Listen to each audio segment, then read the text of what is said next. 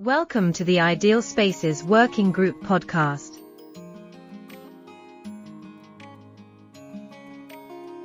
This is an Ideal Spaces podcast by Grant Rainham and Ulrich Gehmann from Ideal Spaces with Alex Josephson, an architect and member of an architect group called Partisans in Toronto, Canada.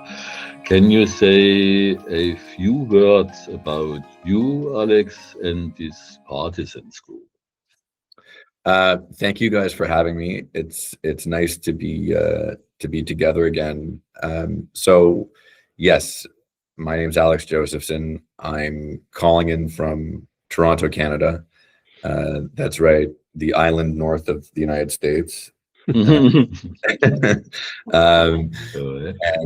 all contextualize ourselves in relationship geopolitically to where we are to the US today. It's an interesting moment in history. So I founded Partisans in 2013 after graduating from what I say is 3.5 degrees in architecture, starting at the University of Waterloo in Canada, and then with little stints living in Rome and doing my bachelor's and finishing my master's there, and then doing the Van Allen fellowships in New York in 2010.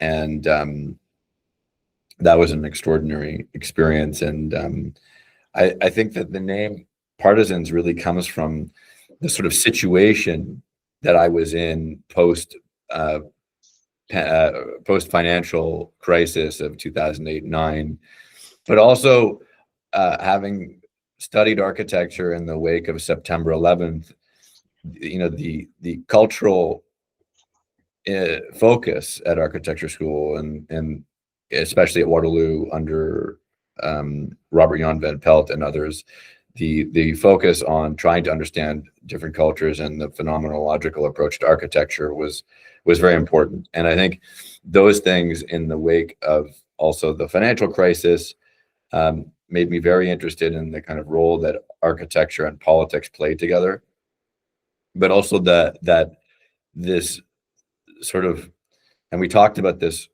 when we first met, the importance of values and a mission as an architect. And when I came back to Canada, I briefly got into the Architecture Association. It was a package deal. My best friend and founding partner Puya also was accepted to the Architecture Association. I went for a couple of weeks. That would have been my 4th degree in architecture, and I just said, you know what, I don't want to do this anymore, and I dropped out. So that's why I call it 3.5 degrees, because I ended up in London, because I didn't know if Toronto, even though there was a building boom happening, was the right place. But I really felt this urge that I had to start, and it felt right to go home after so many years abroad. And when I got back, that's how the name Partisans really came about, because I was not given credit for all the experience I'd had in Los Angeles, New York, Rome, the other cities that I'd worked in, by the authorities having jurisdiction here. And I think it's funny because there's never been a moment more so than now where the authorities in architecture have been questioned in their viability. You see this issue about the REBA president abdicating his license, and so they were essentially saying, no, if you want to come back to Canada, you have to be a slave for a Canadian architect for 10 years, and then you can get your license. And I said, there's no way that I'm going to give up my life, the most important years of my life, to another architect after having done this already for 10 years. And so we started Partisans without a license. And it was really about fighting for our freedom to design, but also recognizing the insidious politics and also the positive politics that inhabit architecture from its sort of very own DNA and structure, but also getting projects approved and working at a civic scale. I felt a kind of kindred spirit with my heroes, like Daniel Cohn-Bendit, these people who fought for something. And I think it's almost like a resistance. And so we chose the word Partisans. because it felt in the moment very powerful. It was also a nod to our heroes, who were these sort of, I would say, social and aesthetic freedom fighters in the 70s. And that includes the writers of that period, kind of the social criticism that's inhibited by that. A lot of people are like, oh, this was like, these are Eastern European, this harkens to the Eastern European partisans, but it doesn't. It's about our design freedom. That is an important point regarding also the values. No? The values you mentioned, when you look at this design freedom, for you, which are the most important values for an architect? For you as an architect? It's funny, I think that there's a few different ways you can look at it. Values is an interesting word because it brings up the word money. What is the value of something? What are your values? Our discussion the last time talked about whether you're performing or performative in your values, or you're actually you actually have a mission and you're driving towards it, versus purely I would say not just the word commercial, but an approach to spinning what you design as representing values, but them not really being there.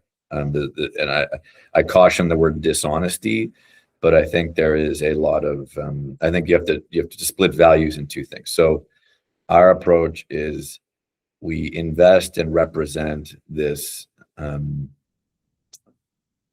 freedom of expression in our work that doesn't limit us to a particular approach. We have certain, I would call, interests formally and aesthetically that we think form responses architecturally that are better than others.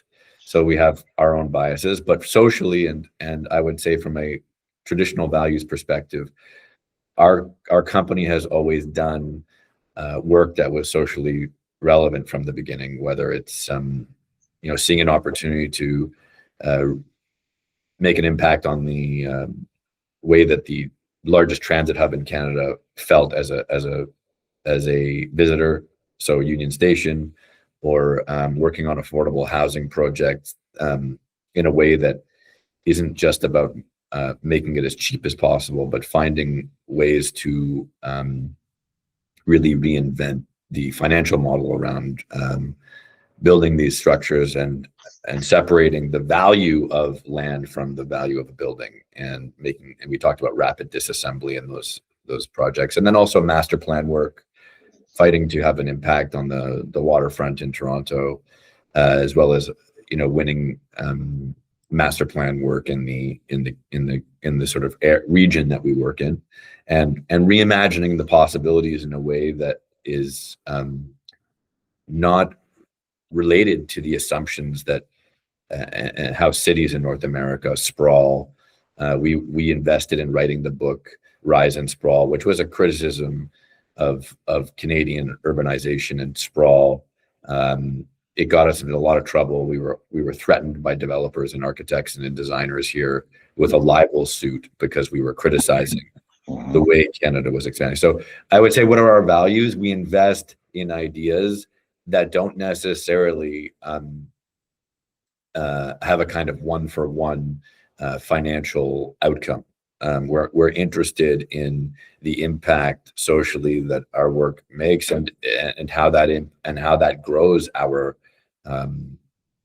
I would say maybe evidence set of values that shows that we don't just say things that tick a box for a client or a competition. We do things, and it's not necessarily about being paid to do them. And I think that this is a dichotomy in the current zeitgeist of this architecture. I mean, I know Toronto well, and over time, I mean, the central core of Toronto had this absolutely amazing building boom. It was probably one of the largest in North America at the time, if I remember properly, where like the whole, I mean, right from the water's edge up to, let's say, just past Yonge and Bloor, that whole area became apartment complexes, high rises, buildings, buildings, buildings, buildings. Old sections of the city were taken out, and what was the old Toronto was sort of disappearing. What I find interesting in having talked with you, and we looked at a couple of projects which we'll discuss today, you're sort of taking on projects and taking a view that's a little bit different to this sort of steel and concrete expansionism that has nothing but building after building after building and building. Yeah, I think like I should be more specific. I meandered there. So what are values to me? Values to me are basically a mission. In the context of Toronto, yes, the building boom here, and the reason I moved back from New York and London and Rome was because there was an unprecedented opportunity to take part in a sort of Xanadu. There really was unprecedented opportunity. I think that there was opportunity for other firms around the world, of course, and in other places, but for a young Canuck, a young Canadian, it was unprecedented. But the quality of the buildings is just horrendous, and there's not a lot to show for that boom, unfortunately. But that point about values is, what are we leaving in our wake? The Athenians had to take an oath. You leave the city that you inherit to the next generation better than when you received it. And that is no longer the case. Architects, for the most part, are immersed in a kind of commercial behavior. And I understand that we all have to make money. But at what point is the world worse off because of us? And no one's talking about this. Everybody wants to talk about how architects are going to save the world, and I'm much more interested in this idea of making the improbable possible. And I believe that beauty, in its traditional understanding of it, emerges from a kind of misbehavior, a surprise, and it's not just formal. I think it has to do with challenges that you overcome in the process of getting something special to the world. And I think generosity, you have to have the generosity of time to give something that isn't expected. Those are really, I think, core to our beliefs. But I think, like, what does Canada have in the wake of that incredible building boom? We've gotten a few buildings out of it across the country, but it doesn't really move the dial in the global zeitgeist of spectacle, and also just smart urbanism. Like we haven't been able to wrestle our inherent desire in Canada to design by committee, and this goes back to Partisans. I think that Canada looks the way it does because it's a result of choices and bureaucracies that are related to the decentralization of power. There was, I think, the interesting way to describe the Canadian condition of urbanism, architecture, and sort of infrastructure creation is the power systems are so diffuse. Nobody wants to actually. Power doesn't reside in the hands of one person here. It's so diffuse that to get to an approval, so many people and so many compromises and so many people need to be comfortable that you get these solutions and things take too much time. And when things take too much time, it removes the investment's value from design. Yeah. Right? And so I think that's the Canadian condition. I don't think that's what we want to talk about today necessarily, but I think that's the background of what's happening geopolitically right now and what Canada is wrestling with, which is vast inefficiency, vast bureaucracy, but it was all built to sort of serve this idea of egalitarianism, humanism, and this project called Canada, which was this vast, incredibly rich, resource-rich, and diverse place. And I think right now we're grappling with how to take control again and leverage those resources in responsible ways, but also have processes that are more efficient. But I think our city and our book does hit on that. Mhm.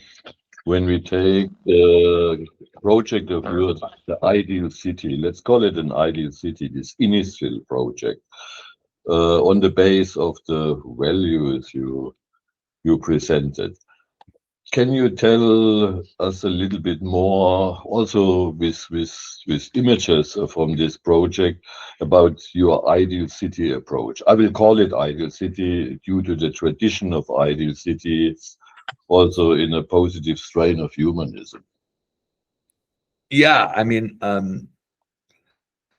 I can. Do you want me to? I can bring up the slideshow and I can. Yeah, sure. Absolutely. I If can you share. want, whatever you want to do, just do, Alex. Yeah, I think it might make. It'll make sense this way. It adds a visual aspect to while you're talking, you know. Yeah, I think that's. Let me just. While you're doing that, I was reading this story on Toronto, and it was just very interesting because it was in some magazine someplace about mini apartments. Oh yeah, I mean. And how that's failed or something. It hasn't worked out because they're too small Yeah. or something. Yeah. So Toronto, Canada in general is sort of like a sponge, right? Right. This sort of sponge that absorbs different cultures and practices. So in the 90s, so in the 70s, you have to go back to the 70s, because in the 70s Canada expanded in the 60s and 70s in an incredible way because of our wealth, our resource wealth. And you had the bank towers, you had Mies van der Rohe build the TD Bank Center, you had John Andrews do the CN Tower. We were building like no other country at the time, and we were building things that were extraordinary. And from a residential perspective, we started building very Corbusian ideas of the tower, so towers in the park. And so like Le Viradieuse was this sort of nightmare that we started to build across Canada, because I think we had a very we had a social lens. And at the time, this idea of everybody's lawn and this green and the tower and the green meant it represented some kind of paradise, but really paradise was a boisterous street with retail, people having businesses. And so we built this incredible amount of garbage, a lot of it in the brutalist style, in fact, in the 70s and 80s, that was tower in the park. And there was a moratorium at the end of the 80s. Sorry, at the beginning of the was yeah, at that point in time, that's basically stopped residential tower construction. And it wasn't until after the Great Recession in the early 90s in Canada that development came back. But at that point, you know, geopolitically, Hong Kong was going to be coming, was going to be transferred to China, and right across the Pacific Ocean there was Vancouver. Right. And Li Ka-shing's family and their sort of broader financial interests targeted Canada because of its sort of, I would say, more familiar politics, but also just they could kind of get away with things, right? And they brought the Hong Kong approach to development to Vancouver and Toronto, and it was a company called Concord, and it's still doing work today. But they started working in the early 90s in Toronto, and they may have been even in the late 80s when they started buying up property. And so what you have is this sort of Hong Kong style of rapid tower expansion with very small units. And essentially, those units were all either bought or the buildings were owned by investors, and then they would rent the units out. So the number of condominiums built for end users was a fraction of the amount actually constructed. And so what you had was this sort of mentality of, well, it doesn't need to be so nice and it doesn't need to be big because it's just a rental. Right. And so what you had was, 300 square foot, one bedroom, 350 square foot. It got to the point where a one bedroom unit was very small. Nowhere near as small as some of the stuff in China and Hong Kong. But that being said, still, it was informed by their practices. And then Canada really built out like a vernacular industry around building these extrusions with like low quality glass, low quality window wall. We're starting to pay the price. These window walls and glass are starting to, these IGUs are starting to fail. But I think like what you're referring to is just the processes we inherited from Hong Kong, and that we turned into a vast industry across the country to deliver rental buildings, which the government no longer decided they would invest in after the 80s. And so the private market essentially built all the rental stock from the year 1995 until now. And then with what's happened now financially, in the wake of interest rates and the great inflationary period post-pandemic, is that the entire condo market, the investor market, has crashed because the government in Canada basically, it's a long story, but there's several factors. Everything they could do to destroy that market, they did. And these were all political decisions. So foreign buyers tax, vacant unit tax. So basically they made it so that everybody in the world who lives in a fraught geopolitical or political condition that's not free, who wanted to invest in property somewhere that was and secure like Canada, they couldn't anymore, at least not without a very big financial loss. So that was one thing. Then interest rates went up significantly, construction costs went up significantly, and it all just was a perfect storm. And the condo market today, you have to understand that at one point Toronto delivered, it's a 95% drop compared to the peak. Wow. Yeah, there's been a 95% drop in condo development across Canada, and really the only things getting built right now are either government subsidized or very small luxury projects. No, thank you for talking about that, because I was reading this article and I thought interesting. So let's get to your projects, because they're a little bit different prospect. And Uli, go ahead. Yeah. Yeah, please, Alex. So I think you could have. These are some of our early projects, and we worked on things that we could find. Obviously, a young firm in Canada, it's hard to find, but we also at the same time developed ideas for critical architectures and entered competitions and wrote a couple of books and comics, and developed our position and way of dealing with things. And you asked me to talk about Innisfil, and Innisfil is for all intents and purposes is a non-existent town between Toronto and Barrie, which most people in the world don't even know where to find on a map. And it's ironic because this was the site of like a great innovative leap, I think, in how we can think about developing cities, especially around transit hubs. And so basically what Innisfil is you've got this enormous lake, Simcoe, right beside an existing suburban city called Barrie. And the Dutch when they came to Canada, you can see all the farm fields here. The Dutch came to Innisfil, and you can see this is Canada and its vastness. And then this is Innisfil, and this is the lake beside it. Lake Simcoe, and then all the black around that, that's either the Great Lakes or the United States.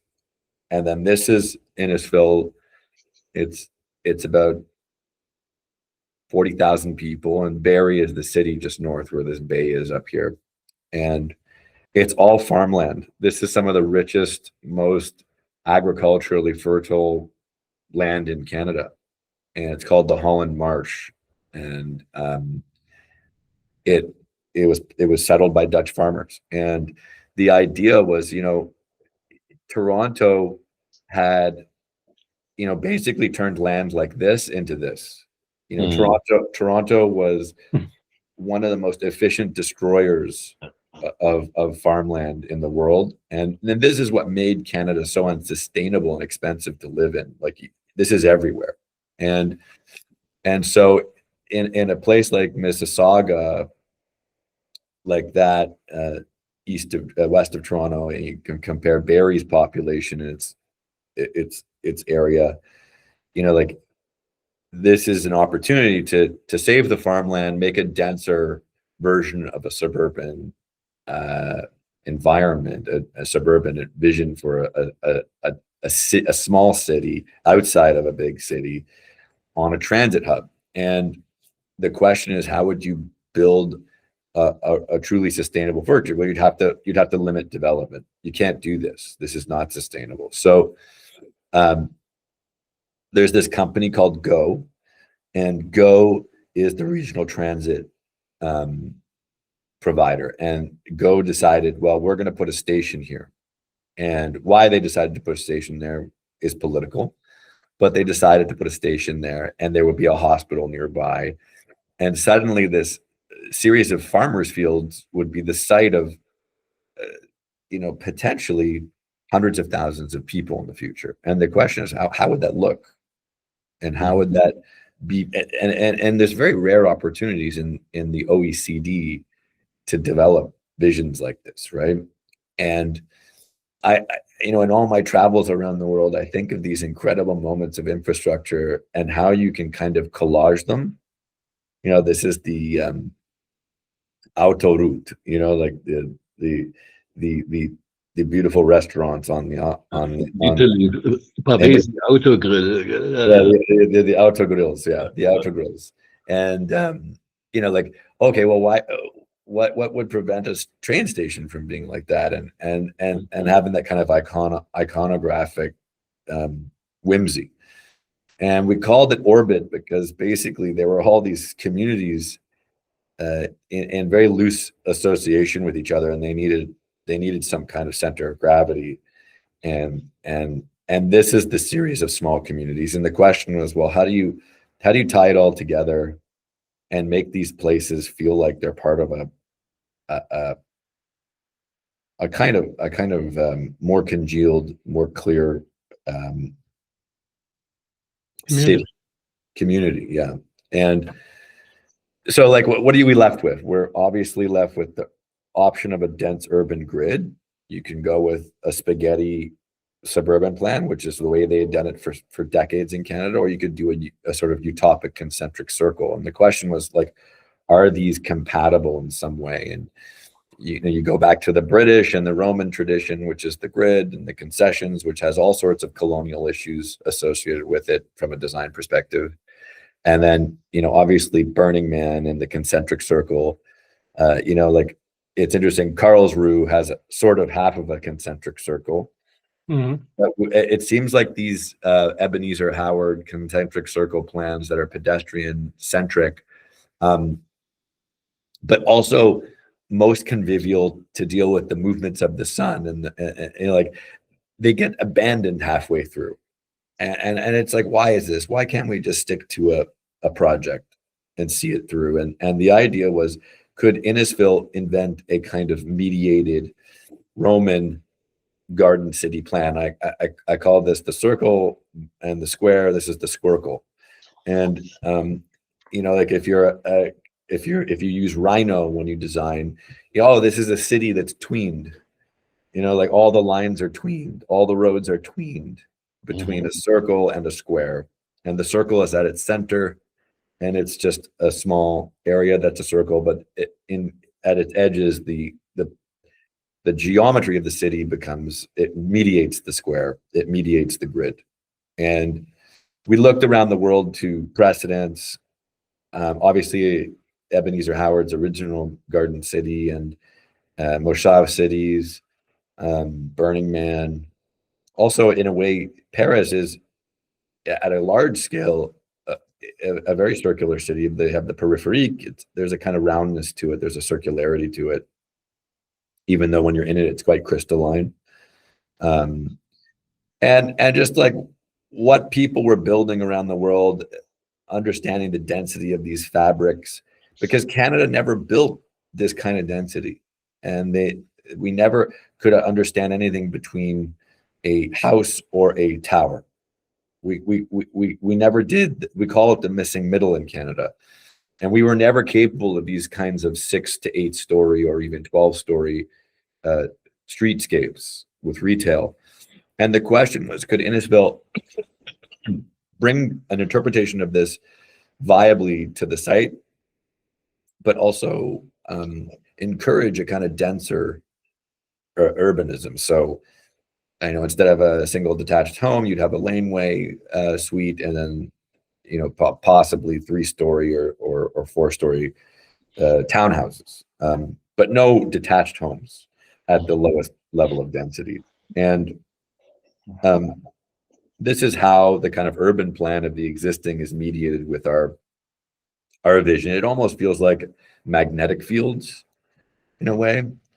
And then overlays within this are the existing infrastructures, the train in the middle, the train station in the middle, and then these separate bike loops that are oriented towards the centers of those smaller communities within the larger. And then the trail along the train tracks, the scale of that's quite enormous, and it compares to the largest parks in the world, really.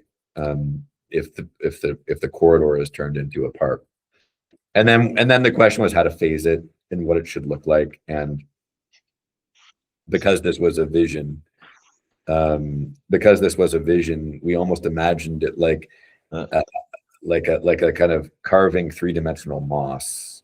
But it was about preserving the edge of those farmlands and saying, like, we need these lands to feed ourselves. Allow this to be, instead of 10,000 people in this area, 300,000 people, and allow it to grow slowly, and stop with this suburban idea that everybody's entitled to a half an acre of land or a quarter acre of land, and stop this kind of unrelenting sprawl. It's very coining to see, as you mentioned it in the beginning when introducing your Innisfil project.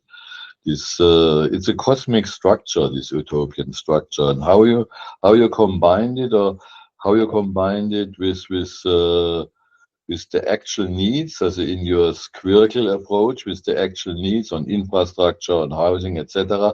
And why keeping in a positive sense of why keeping this concentric structure alive? No? What is the major essence of this concentric structure in case of your project?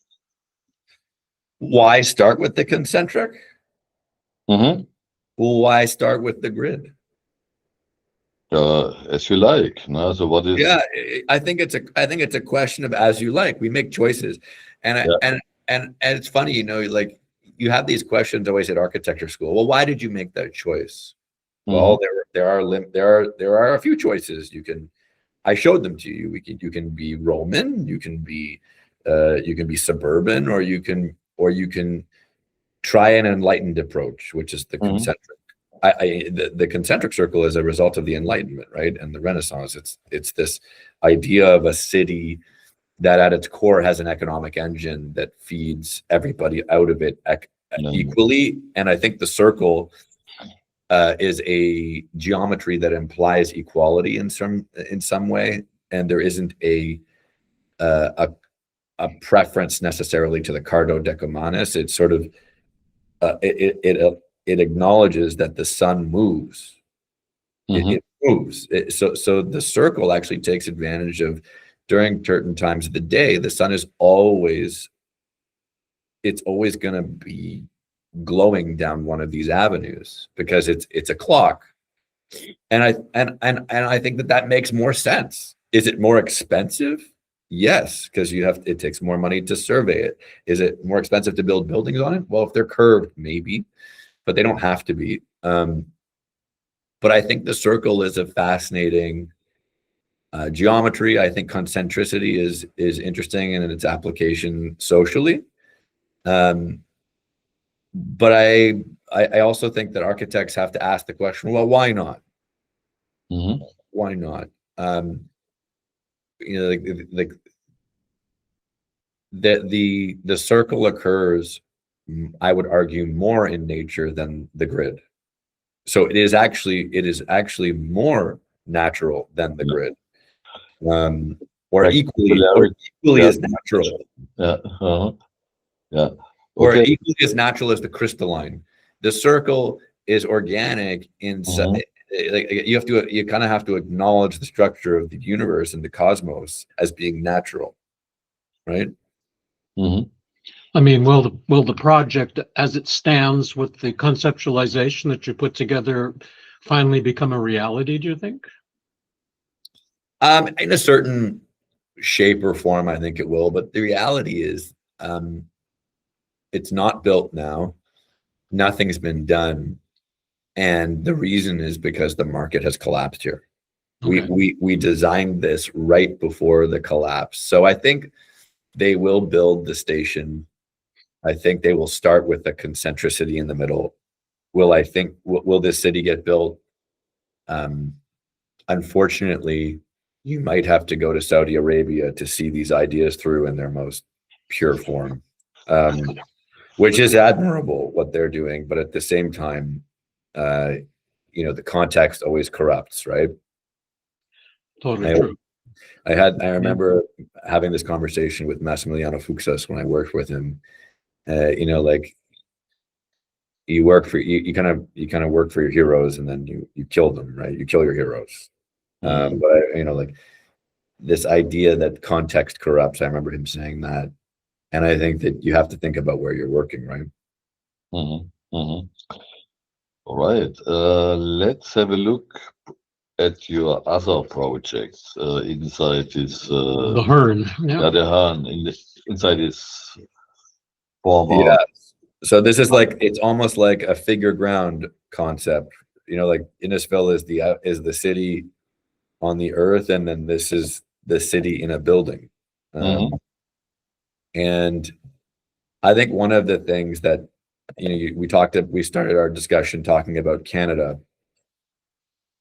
One of the things that Canada isn't good at is celebrating itself, and celebrating the people and the things that make it extraordinary.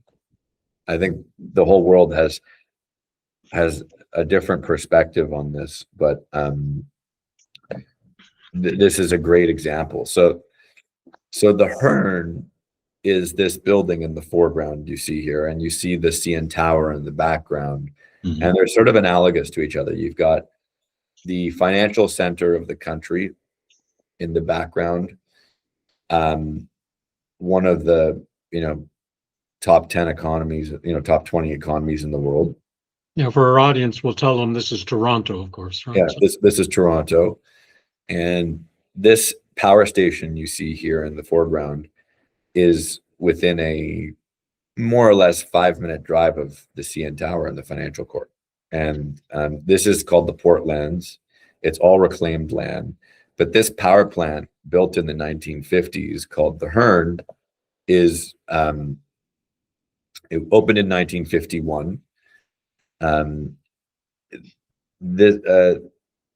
I guess this was an animation, but I guess it's not working. But really, it started in 1951, and it ended up looking like this by 1970. And this building, just for context, is twice the size of Battersea, and in terms of floor area, more than 3 times the size of the Tate in London. This is an enormous structure. and it's probably the largest. I haven't done the math, but it's certainly the largest decommissioned power plant in North America that remains, and it's probably one of the largest in the world. And that smokestack that was built to replace the 8 smokestacks that were there is 800 feet tall. It's enormous.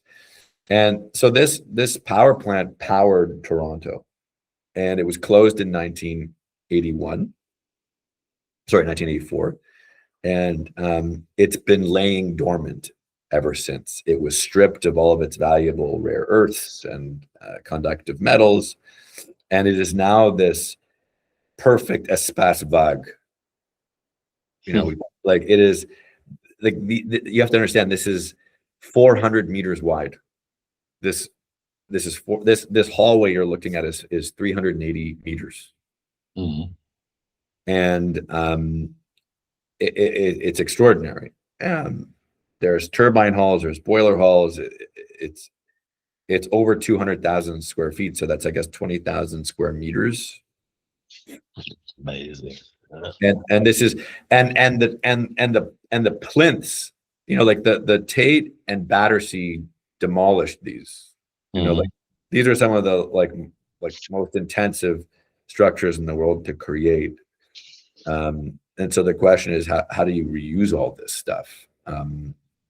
You know, Battersea was a financial albatross. Tate, you know, questionably, but it's a museum, so it's a little easier to deal with. But, you know, this is so much larger than that. And in 2014, I was invited to a dinner because someone named Jorn Weisbrot, a fascinating German cultural figure who is married to Rufus Wainwright now. He actually was Robert Wilson, the playwright and Visionary's assistant for a long time. He came to Toronto with Rufus Wainwright, who's Canadian, to run this festival called the Luminato, which was a very, very well-funded organization for the arts that the province and the government funded in the wake of not just the financial crisis, but SARS, when we had the first precursor to COVID in Canada that destroyed tourism. So Luminato was this incredible cultural festival. And Jorn Weisbrot came to Toronto, and he asked, what are the cool places in Toronto? And he found the Hearn. I didn't find the Hearn. Jorn found the Hearn. And Jorn invited me to a dinner, and he said, would you support this?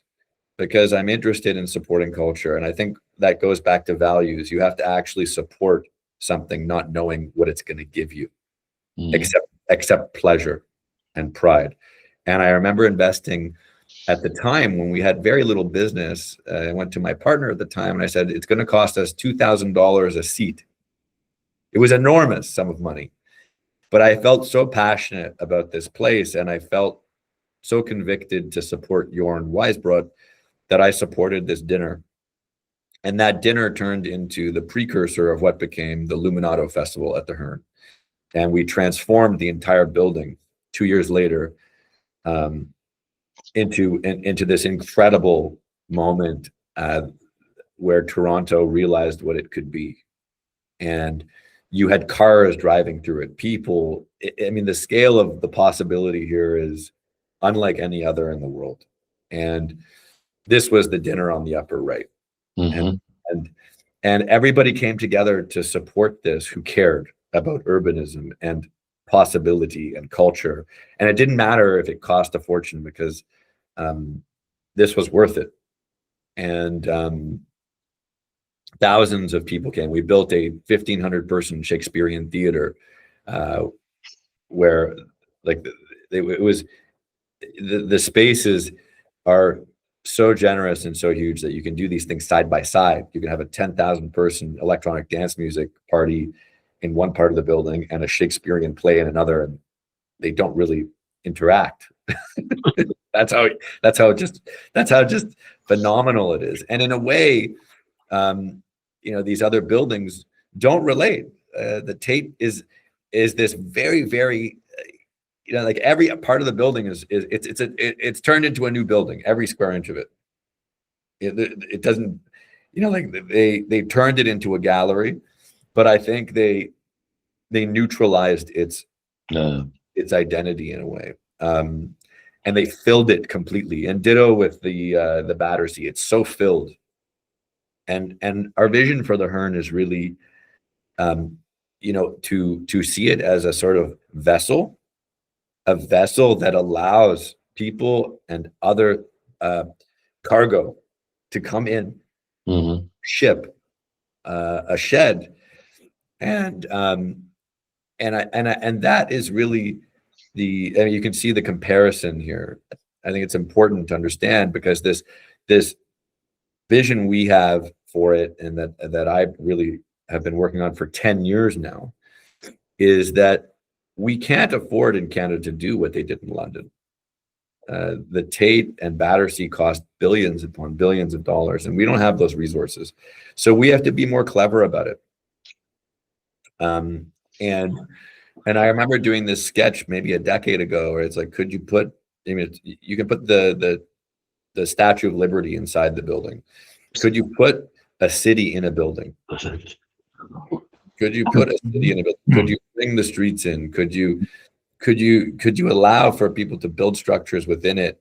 And this goes back, really, I should have shown Cedric Price's Fun Palace work, because maybe this is the one place in the world where that theory of architecture, the Fun Palace, or Yona Friedman's work as well, is possible to be brought to life.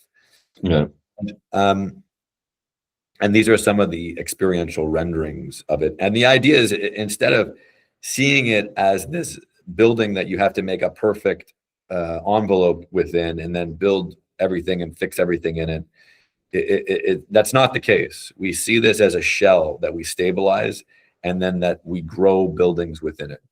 And so most of it, in fact, is left void, and we bring light in, but it's really a shelter for other buildings to grow and other aspects of the city to grow. And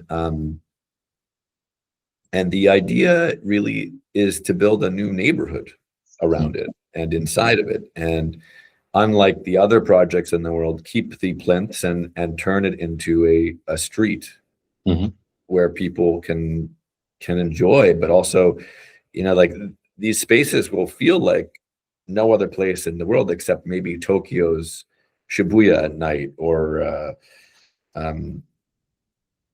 Blade Runner. That's what these spaces will feel like. And the possibilities for Toronto and Canada to reignite the imaginations of the people in the world that, recognize Canada as a special place socially, but also physically. I think this building is a perfect representation. We saved it. It's massive. It's almost too massive. It's a microcosm of the Canadian condition. It's this beautiful thing that's lumbering and too big and inefficient. But it's beautiful, and it's something that I've been dreaming about for a decade, and that I've been supporting as a patron, but also I've convinced organizations to also support, and I still support the Luminato, and there's going to be actually an opera there in the summer this year. That is interesting. As a two complete, at first sight at least, as a two, in terms of architecture, two complete different approaches, let's say, of an ideal city.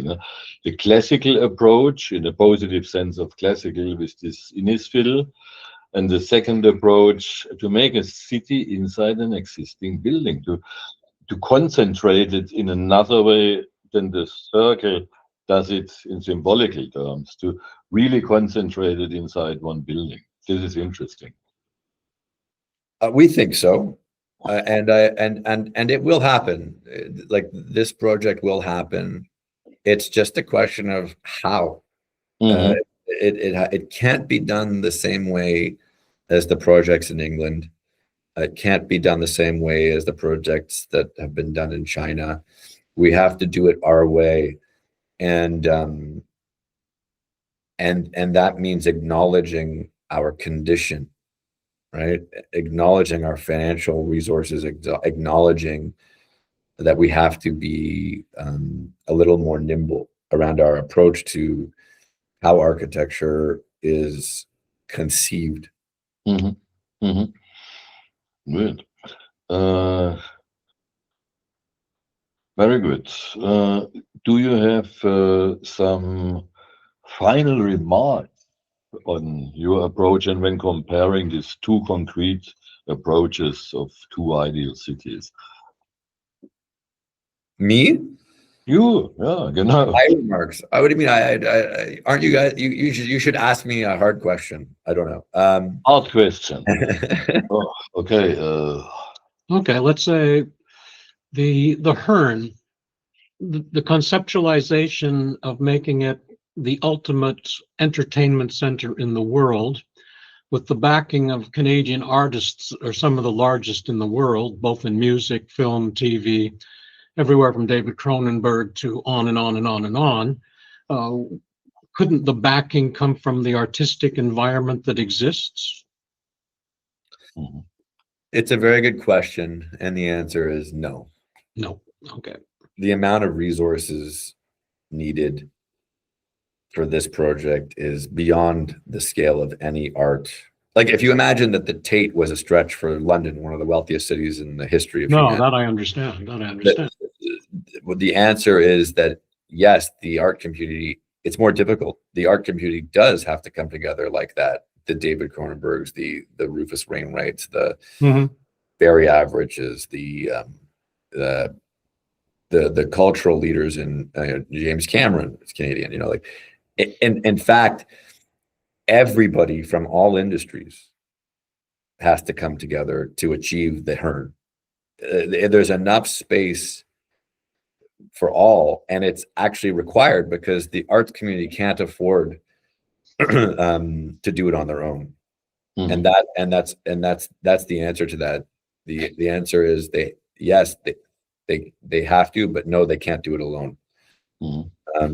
And maybe that's a good thing, because it means that you have to distill the insertion of each into it carefully. I think right now it's being used as a film production site. The company that actually owns the Hearn is called Studios of America.